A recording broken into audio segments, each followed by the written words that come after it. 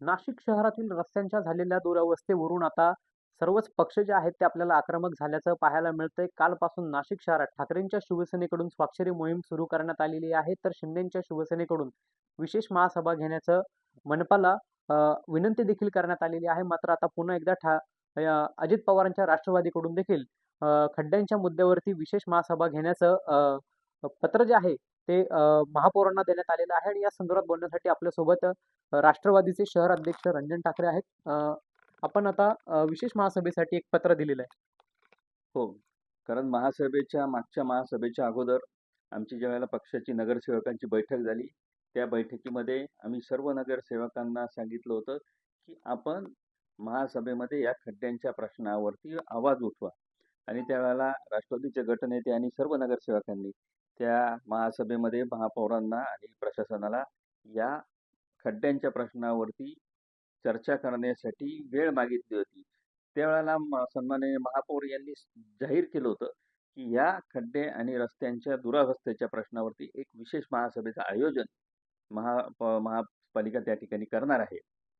परंतु गेल्या महिन्याभराच्या काळामध्ये अशा प्रकारचं नियोजन न झाल्याने आज आमच्या गटनेत्यांनी परत एकदा पत्र दिलेलं आहे नगरसेवकांनी आणि गटनेत्यांनी की तुम्ही तातडीने विशेष महासभेचं आयोजन करा. आणि पक्ष म्हणून राष्ट्रवादी काँग्रेसची भूमिका आहे की आम्ही या खड्ड्याच्या प्रश्नावर आता आम्ही रस्त्यावर उतरतो. खरं तर आपण आंदोलनाचा इशारा देत आहे खड्ड्यांच्या प्रश्नावरती रस्त्यावर उतर. राष्ट्रवादी काँग्रेस हा रस्त्यावर उतरणार. शेवटी या नाशिकमधल्या नागरिकांच्या जीविताचा प्रश्न आहे. अनेक नागरिक त्यामध्ये मृत्युमुखी पडले, काहींना मोठ्या जखमा झाल्या, काही कायमस्वरूपी जायबंदी झाले. आणि आज शहरातील खड्ड्यांमुळे ट्रॅफिकची समस्या वाढलेली आहे. विद्यार्थी वेळेवर शाळेत पोहोचू शकत नाहीत, कॉलेजेसमध्ये जाऊ शकत नाहीत. कामगार कामावर जाताना त्यांना उशीर होतो आणि एक दीड तास लोकांना ताटकळत राहावं लागतं. ट्रॅफिक त्या ठिकाणी जाम होते आणि नागरिकांना सगळ्यात महत्त्वाचं जायबंदी होतात, त्याचा उगीचच खर्च त्यांच्यावरती भार पडतो. आणि म्हणून आम्हाला रस्त्यावर उतरल्याशिवाय पर्याय नाही आणि म्हणून आम्ही राष्ट्रवादी आता रस्त्यावर उतरणार.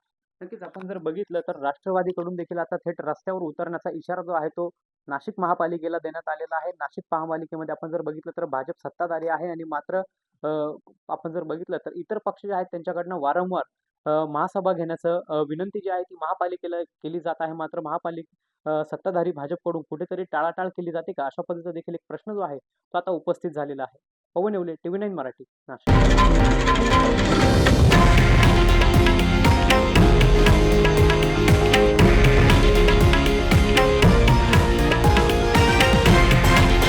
हे आहे देशातील नंबर 1 न्यूज नेटवर्क आणि आपण पाहत आहात TV9 मराठी, एकमेव.